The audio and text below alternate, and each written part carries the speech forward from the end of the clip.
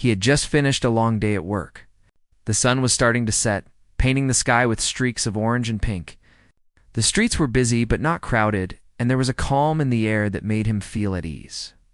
He had no idea that in just a few minutes his life would be interrupted by someone who judged him before even knowing him. He was driving his car, his favorite playlist softly humming through the speakers.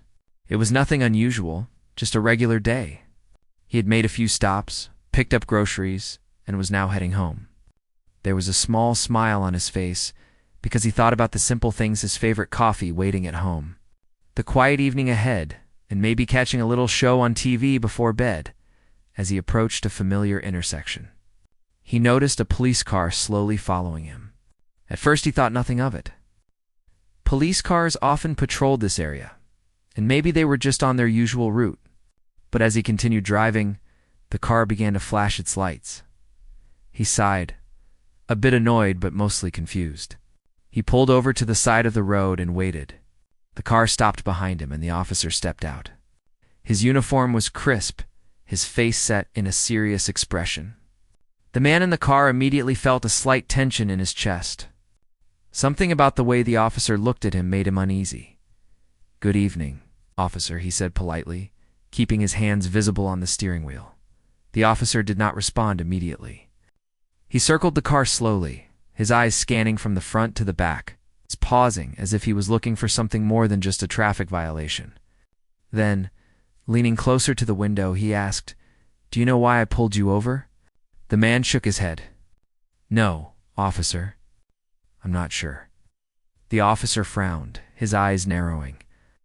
"You were speeding," he said finally. "Do you know how fast you were going?" "I don't think I was speeding, officer," the man replied calmly. "I was careful. Can you tell me how fast I was going?" The officer's expression changed slightly, but not in a good way. There was a sharp edge to his tone now. "I said you were speeding. Step out of the car." The man hesitated, a knot forming in his stomach. He knew that stepping out of the car could escalate things, but he also knew that refusing might make the situation worse. He slowly opened the door and stepped out, keeping his hands in view. He kept his voice steady, trying to show that he meant no harm. "Officer, I am happy to cooperate. Can you please tell me why this is necessary?" But the officer seemed uninterested in explanation. He stepped closer, his body language aggressive. His hand rested on his belt, near his holster, as if he was prepared to escalate immediately. The man's heart raced, but he forced himself to remain calm. "I just want to make sure everything's okay, officer," he said, his voice soft but firm. "I don't want any trouble." The officer's eyes scanned him from head to toe, his mouth tight. There was something in his gaze that made it clear he was already forming his judgment. It wasn't about speed or safety. It was about the man standing there. The officer's bias was unspoken but obvious. License and registration. The officer demanded. He handed over his documents without hesitation. The officer took them and examined them slowly, deliberately, as if trying to find a reason to act. The man waited patiently, though the tension in his chest grew with every second. He could feel the stares of a few people nearby, walking on the sidewalk, watching the interaction. Some kept their distance, unsure if they should intervene or not. As the officer returned to his car, the man tried to calm his own nerves.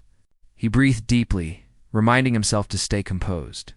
He had seen stories like this before, had heard warnings, but he had never expected it to happen to him not like this. In his own neighborhood, during a normal evening drive, the officer returned. His face harder than before. "Step aside. Hands where I can see them." The man froze, confusion and fear mixing in his mind. "Step aside? For what, officer?" The officer's voice grew sharper. "Don't play dumb with me." "Step over here," he complied, moving slowly, keeping his hands visible. Every step felt heavy, as if the ground beneath him had turned to lead. The officer approached him and suddenly grabbed his arm with more force than necessary. Twisting it slightly, "Hey, please don't," he started. But the officer ignored him. A small crowd had begun to gather. Some people were taking out their phones, recording the scene quietly, unsure if speaking up would help. The man felt a wave of frustration mixed with fear. He had done nothing wrong, yet here he was, treated like a criminal. his dignity threatened. "I am not resisting, officer. Please let go of my arm," he said, his voice calm despite the fear. The officer seemed determined to assert control. His grip tightened, his tone harsher. "You're not in charge here. Move over now." The man noticed something in the officer's demeanor, kind of blind aggression. It wasn't about law enforcement anymore. It was about power, about control, about bias. He realized that no matter how polite he stayed, the officer had already made his judgment. He felt anger bubbling inside him, but he held it back. He knew that reacting angrily could make things worse. Instead, he focused on staying calm, keeping his voice steady, trying to reason. "Please, officer, I am cooperating. I have done nothing wrong." The officer sneered slightly. "We'll see about that." He could see the officer reaching for his handcuffs. The fear spiked. His mind raced, thinking about what could happen next. He thought about calling someone, explaining the situation, but he knew that in that moment, he had to handle it carefully, just as the tension felt unbearable. The distant sound of car engines caught his attention. A convoy of black SUVs was approaching, lights flashing subtly. The man recognized them immediately. His heart rate began to steady slightly, a hint of relief washing over him. "Wait," he said calmly, but with authority. "You need to stop. My team is here." The officer turned, momentarily confused, glancing at the approaching vehicles. Men in suits, professional and composed, stepped out. Their presence was immediate, commanding, and unmistakable. The officer froze. The man remained calm, even as adrenaline still coursed through his body. He didn't shout or demand. He just stated the truth. "I work with the Secret Service. These are my colleagues. Please, step back." The officer's face turned pale. He suddenly understood that he had misjudged the situation entirely. The man standing there was not a random citizen. He was someone with authority, protection, and a team that would not tolerate unjust treatment. The agents approached swiftly, but without aggression. They stood between the man and the officer, their presence enough to change the dynamic completely. The crowd watching the scene began to murmur. Sensing the shift, the officer's hands dropped slightly, the handcuffs hanging loosely at his side. His voice faltered. "I didn't realize the man kept his calm." "It's okay, officer. Let's resolve this peacefully. There is no need for confrontation." The agents nodded, keeping a careful eye on the officer while signaling the man to step back toward his car. He complied, relief washing over him in slow waves. The fear that had gripped him moments ago began to fade, replaced by a cautious sense of safety. As he got back into his car, he exhaled deeply. The sky had darkened, and the streetlights flickered on. What had started as a normal evening had turned into a moment that could have ended badly, but did not. He glanced at his team, grateful for their presence, and realized that sometimes even the simplest encounters could reveal the harsh realities of bias, but also the power of being prepared. Calm and composed, he thought about the officer, who now stood awkwardly nearby, unsure of what to do next.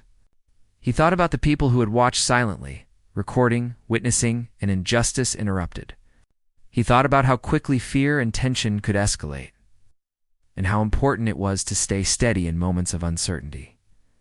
The man started the car, his playlist still playing softly. He drove slowly, not because he was afraid of speed, but because he wanted to process what had just happened. The city lights reflected off the windows, painting everything in gold and silver streaks. He knew that tonight would not be forgotten, not by him, not by those who had seen, and not by the officer who had learned an unexpected lesson in humility. Even though the event had ended without violence, it left him with a mix of emotions: relief, frustration, and a renewed sense of awareness. He knew that this was only the beginning of a story that would continue, that how he carried himself from this moment forward would matter as he drove toward home. The feeling of control slowly returned. The ordinary evening had turned extraordinary, teaching him lessons in patience, dignity, and the importance of calm authority. And as the sun finally disappeared behind the horizon, he allowed himself a small, private smile, knowing that he had handled a dangerous moment with grace and that justice, in its own way, had been quietly acknowledged. The man had barely caught his breath when the officer seemed to regain a bit of composure. The arrival of the Secret Service team had changed the situation completely, but he could still feel a lingering tension in the air. It was as if the officer was struggling to reconcile what had just happened with the power dynamics he was used to. The man stayed seated in his car for a few moments, glancing at his colleagues standing just a few steps away, alert but calm. Their presence was reassuring, but he knew that simply having them there wasn't enough. The officer's behavior had shown him how quickly things could escalate, and he wanted to ensure that this encounter would not spiral into something worse. "Officer," he said, stepping slightly out of the car again, keeping his hands visible, "I want to make sure we handle this without any misunderstanding. There is no need for conflict." The officer's lips pressed into a thin line. He looked like a man caught between pride and realization, unsure how to react in the presence of people whose authority far surpassed his own. He took a step back, then another, his eyes flicking nervously between the man and the approaching agents, one of the Secret Service agents. A tall man with a calm demeanor stepped forward. "Sir, please step back and allow us to speak.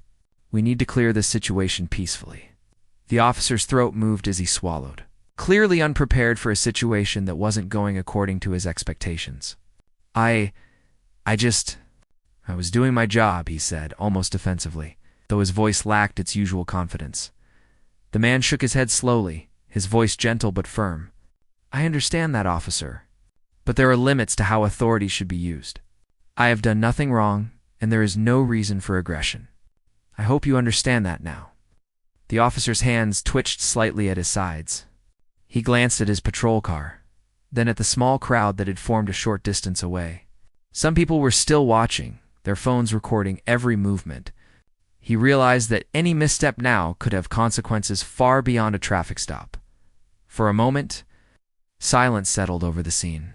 The man felt his own pulse slowly returning to normal, though he remained on alert. He could see that the officer was trying to regain his composure, but something had changed. The balance of power had shifted in a way that was impossible to ignore. The man's mind briefly wandered to earlier in the day, thinking about how ordinary it had all been. Nothing had prepared him for the way bias could surface so suddenly, for the way someone could judge him solely based on appearances. It was a reminder of the challenges that existed in the world, challenges that could appear anywhere, even in familiar places. One of the agents spoke quietly to the officer, explaining the situation. The officer's expression hardened at first, but slowly a mixture of embarrassment and frustration crossed his face. He realized that his assumptions had been wrong, that he had acted out of bias rather than fact. The man took a deep breath. "Officer, this is an opportunity to correct a mistake without making it worse. I hope you can see that. We can end this peacefully if you cooperate now." The officer hesitated, then finally nodded, almost imperceptibly. The tension in the air began to lift, replaced by a sense of cautious relief. The man could feel the shift, but he knew better than to relax completely. Situations like this could turn again in an instant, if not handled carefully. The agent stayed close, watching every movement of the officer, making sure that nothing escalated further. They were calm but ready, a reminder to everyone present that the man was not alone, and that any threat would be met with immediate professionalism. The officer finally stepped back, his hands dropping to his sides. He avoided direct eye contact, clearly uncomfortable with the sudden loss of control. The man kept his posture relaxed, showing no aggression, only calm authority. "Thank you for stepping back," he said softly. "We can resolve this now without anyone getting hurt. I hope you understand that this is the best way forward." The officer muttered something under his breath, then turned back toward his car. He didn't reach for his radio or his handcuffs again. The man watched him closely, noting that the officer's aggression had diminished significantly. The situation was still delicate, but the immediate threat had passed. As the man returned to his car, he reflected on the way bias could manifest so subtly, how quickly a routine encounter could become dangerous. He thought about the lessons he had learned about staying calm, being aware, and understanding the dynamics at play. It wasn't just about authority. It was about control, perception, and the power of remaining composed under pressure. He could feel the eyes of the small crowd still on him. Some were whispering to each other, clearly discussing what they had witnessed. A few people gave him approving nods, recognizing the way he had handled himself. Others remained silent, unsure of what to think. He didn't let it bother him. He had learned long ago that staying true to oneself mattered, more than seeking validation from strangers. The man glanced at his colleagues again. They gave him a subtle nod, signaling that they were ready to move on. He returned the gesture, grateful for their presence. He knew that having support made a difference, but he also knew that he had to rely on his own composure and judgment. As he started the car, he noticed the officer returning to his patrol vehicle. The officer kept his distance, carefully observing, but no longer confrontational. The man felt a mix of relief and lingering frustration. Relief that he had avoided harm, frustration at the unnecessary aggression and the reality of bias that existed in everyday life. The man drove slowly, processing what had happened. He thought about the ordinary moments that had led up to this encounter. The drive, the errands, the quiet anticipation of an evening at home. None of those moments had hinted at the danger he would face. The sudden aggression from someone whose job was to protect the community. He reflected on how quickly fear and tension could escalate, how easy it was for assumptions to take over, and how important it was to stay calm and collected. He thought about how many people had experienced similar encounters, how many had not been as fortunate to have a team of professionals arrive just in time. The streets began to empty as night fell. The city lights glimmered off wet pavement from an earlier rain, casting reflections that seemed almost surreal. The man felt a sense of quiet determination settle over him. He knew that this experience would stay with him, a reminder of the challenges that existed and the importance of handling them with dignity. He also thought about the officer, imagining what went through his mind after the encounter. Pride, embarrassment, anger, likely all of it. But the man understood that change often started with realization, and he hoped that this incident would be a turning point for the officer, a moment to reflect on bias and fairness. As he drove through familiar neighborhoods, he noticed people closing their shops, finishing their evening routines. Life moved on around him, ordinary and unbothered by the tension that had unfolded just moments earlier. He felt both connected and separate from it, connected because he was part of the same world, separate because he had faced something others had not. He considered the importance of perspective. He had been calm, he had been aware, and he had been ready. Those qualities had made a difference. But he also recognized that not everyone had the same resources, the same support, or the same calm under pressure. He felt a deep sense of responsibility to use his experience to remind others that awareness, preparation, and composure mattered more than they often realized. The man thought about his family, about the people he cared for, and about the life he wanted to lead. He realized that moments like this, though frightening, reinforced his commitment to fairness, to justice, and to standing firm in the face of prejudice. He understood that fear could be overcome, that power could be met with calm, and that dignity could remain intact. Even in the most challenging situations, he took a deep breath as he pulled into a quiet street near his home. The engines of the convoy had disappeared behind him, leaving him with a sense of solitude and relief. The tension of the evening had dissipated, but the lessons remained vivid in his mind. He knew that the world could be unpredictable, that bias and aggression could surface without warning. But he also knew that the right mindset and the right support could make all the difference. He parked the car, shutting off the engine. The quiet of the night enveloped him, a stark contrast to the chaos of the past minutes. He stepped out slowly, stretching his legs, feeling the cool air on his face. He looked back at the street, taking in the emptiness, and felt a mix of gratitude and determination. Gratitude for having escaped harm, determination to continue standing tall and calm, no matter what challenges arose. The man walked to his front door, keys in hand, and paused. He thought about the ordinary evening he had imagined before the encounter, the coffee, the quiet, the simple pleasures of home. Those moments were still waiting for him, unchanged by the chaos that had unfolded. He opened the door and stepped inside, allowing himself a small sigh of relief. Inside, he felt the familiar comfort of home. The quiet was welcoming, and the soft lighting made everything feel safe again. He poured a cup of coffee, savoring the warmth, and reflected on what had happened. The events of the evening had been unsettling, but they had also been instructive. He understood now, more than ever, that patience, awareness, and calm authority were invaluable tools.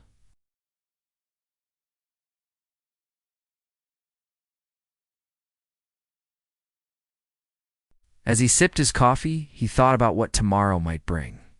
He knew the world would continue as it always did, with moments of routine and moments of unpredictability.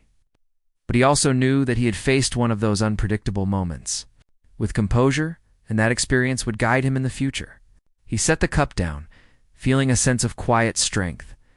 The night stretched before him, calm and undisturbed. He knew that challenges would come again, but he also knew that he had the ability to face them with dignity and awareness. With that thought, he finally allowed himself to relax fully, ready to rest and prepare for whatever tomorrow would bring.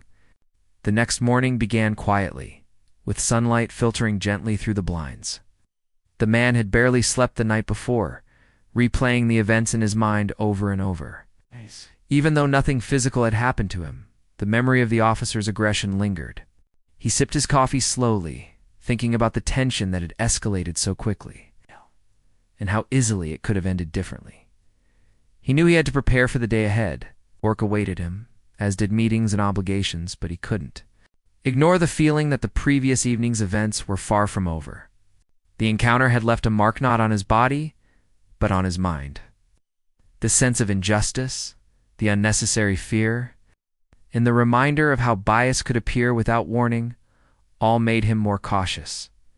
He dressed carefully, choosing comfortable but professional clothes, the kind that made him feel confident and capable.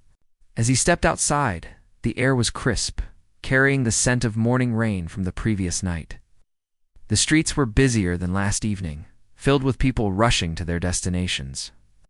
To him, each passerby was a reminder that life went on even when individual moments felt heavy or unfair. When he arrived at work, his team greeted him with the usual warmth.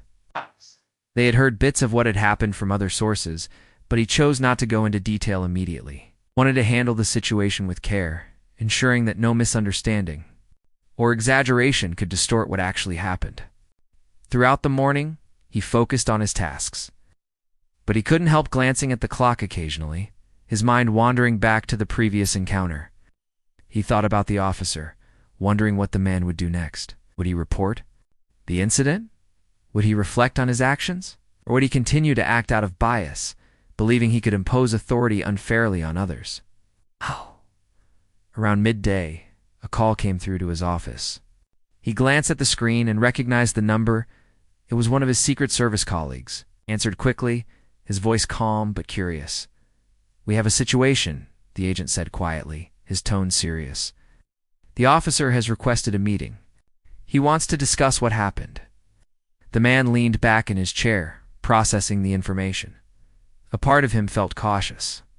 He knew the officer could be defensive, potentially hostile, or trying to shift blame. But another part of him felt a sense of responsibility. If the officer genuinely wanted to understand his mistake, this could be an opportunity to address bias directly, to help someone recognize the impact of their actions.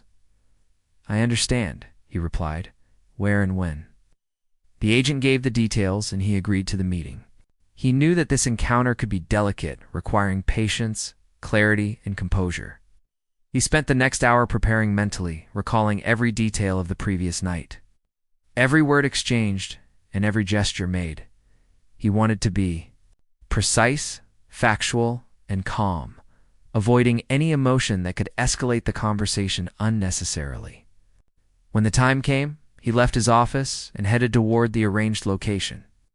His team accompanied him discreetly, a silent reassurance of support. As he approached the small conference room, he saw the officer waiting, seated stiffly. His uniform neat, but his posture tense. He could tell immediately that the man was nervous, perhaps unsure how to act in a setting where the balance of power was clearly different from the previous night. "Good morning," the man said politely, taking a seat across from the officer. He kept his tone calm and measured, projecting confidence without aggression. The officer looked at him briefly, then glanced down at his hands. "Morning," he said quietly, his voice lacking its usual authority. There was an awkward pause, filled only by the faint hum of the air conditioning. The man began carefully. "I want to make sure we understand each other clearly. Yesterday, during the traffic stop, there was an interaction that could have ended badly. I want to discuss it so that there's no misunderstanding moving forward." The officer shifted in his seat, finally meeting the man's gaze. I didn't mean any harm. I thought you were suspicious.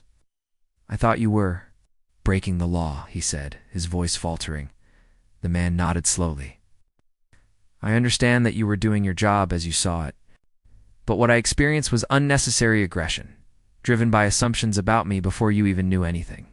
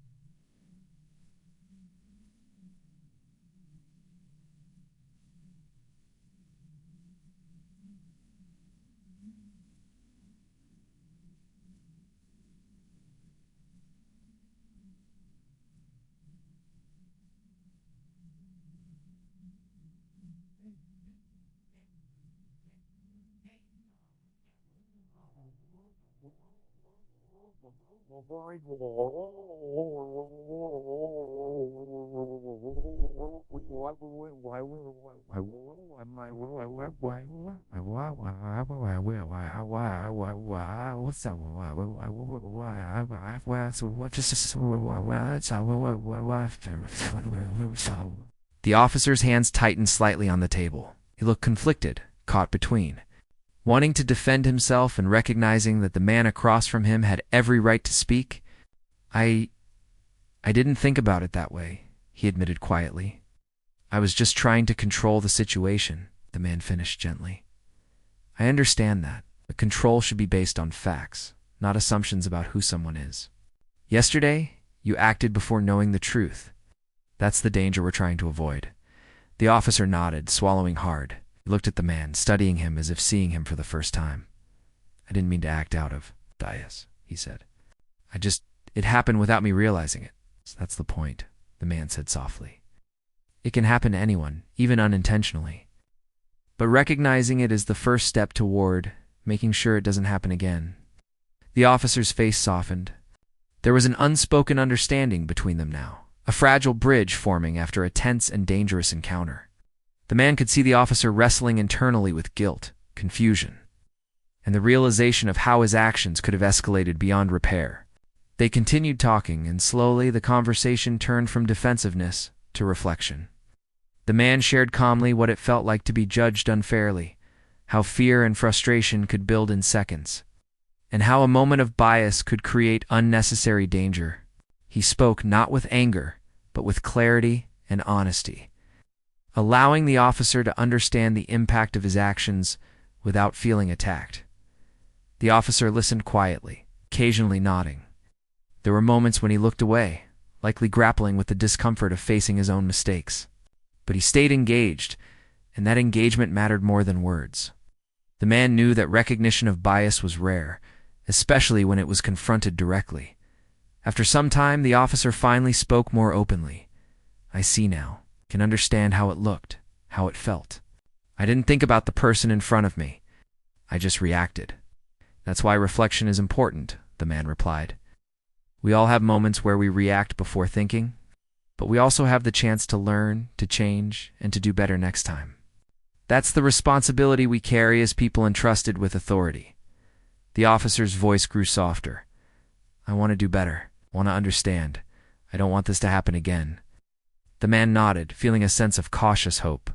That's all anyone can ask: understanding, reflection, and the willingness to improve. It's not about punishment. It's about growth. If you take that seriously, you can prevent situations like yesterday from ever happening again. Continued the conversation for a while longer, discussing strategies for handling situations more fairly, ways to check assumptions, and how to remain calm under pressure. The man emphasized the importance of communication, patience, and awareness, not just for officers, but for anyone in a position of authority. As the meeting drew to a close, the officer seemed lighter, though still cautious. He extended a hand, a gesture of tentative reconciliation. "Thank you for talking to me," he said quietly. "I appreciate your patience and your honesty." The man shook his hand firmly, but kindly. "Thank you for listening. It matters more than you realize. Let's both move forward, knowing that respect and fairness should guide our actions." As he left the room, the man felt a mix of relief and reflection. The encounter had been difficult, even exhausting, but it had also been meaningful. He had turned a potentially dangerous situation into an opportunity for awareness and change. He thought about how rare that chance was, how fortunate he was to have approached it with calm and composure. Outside, the day continued as usual. People moved about their routines, unaware of the quiet battle that had taken place in that small room. The man walked to his car, feeling the warmth of the sun on his face, and allowed himself a small moment of pride, not for himself, but for the potential impact of the conversation. He knew the officer would leave with something new to think about, and that knowledge made the morning feel a little brighter. It was a reminder that even moments of fear and confrontation could lead to understanding. That patience and composure could turn tension into dialogue. As he drove back to his office, he reflected on the lessons he had learned, not just about bias and authority, but about human nature. People could react out of fear, assumptions, or lack of awareness, but they could also learn. The man arrived back at work and improved, greeted his team, and change was possible, even in the smallest interactions. There was a quiet strength in his steps, a calm assurance that came from facing danger and turning it into understanding. He knew the world still held challenges, and that bias and aggression could surface again. But he also knew he had the tools to handle them with awareness, patience, and dignity. That evening, as he left work, he thought about how ordinary days could quickly become extraordinary, how a simple drive could turn into a moment of reflection and growth. He realized that every encounter mattered, that every interaction had the potential to teach, and that how one responded could make all the difference. Driving home, he felt a renewed sense of purpose. The incident had been difficult, but it had also reinforced the values he believed in: calm, authority, fairness, and the courage to address bias when it appeared. He understood now more than ever that change often started with a single conversation, a single act of patience, and a willingness to face fear without letting it control you. He arrived home as the sun dipped below the horizon, casting the sky in warm golden tones. He stepped out of the car, took a deep breath, and felt the calm of evening settle around him. The events of the day and the lessons learned would stay with him, and he knew that no matter what challenges lay ahead, he could face them with the same composure, dignity, and awareness that had carried him through. Yesterday and today, the days after the meeting with the officer, passed quietly at first, but the man knew that calm was only temporary. He could still feel the tension in the back of his mind, a lingering reminder of how quickly things could turn dangerous. Life had returned to its usual rhythm, but the memory of last week's events stayed vivid, reminding him that awareness and caution were always necessary. One afternoon, while he was at work, one of his colleagues approached him with a concerned expression. "You might want to take a look at this," the agent said quietly, handing him a tablet. On the screen were images and short clips from a nearby traffic camera, capturing the interaction between him and the officer during the stop. It was clear and unedited. The officer's aggressive behavior, his unnecessary pushing, and the way he had escalated the situation were all visible. The man watched silently, his jaw tight. He didn't feel anger so much as a deep understanding of the potential consequences. If this footage got into the wrong hands, it could be used to spread misinformation or to embarrass someone unnecessarily. He realized that public perception was fragile, that moments captured out of context could be dangerous. "I want to handle this carefully," he said, turning to his colleague. "It's important that this doesn't turn into a bigger problem than it already is." The agent nodded. "We understand. That's why we're keeping it contained for now. But there are other agencies that might be involved if it escalates. The officer isn't the only one you have to worry about." The man leaned back in his chair, taking a deep breath. He could feel the weight of responsibility pressing down. It wasn't just about defending himself. It was about ensuring fairness, protecting the integrity of the situation, preventing anyone else from being treated unjustly. Later that day, a call came from the police department. The officer's supervisor wanted to meet. The man knew this could be tricky. While the officer had shown signs of understanding and reflection, his superiors might not see things the same way. Some might be defensive, some might be dismissive, and others might be more interested in protecting the department's reputation than addressing bias. He prepared carefully, reviewing every detail of the incident, noting times, locations, and actions. He rehearsed how he would explain the situation clearly and calmly, emphasizing facts over emotion. He knew that clarity, honesty, patience would be his strongest tools. When he arrived at the police department, the mood was different. The building was bustling with officers going about their duties, unaware or indifferent to the weight of the encounter that had brought him here.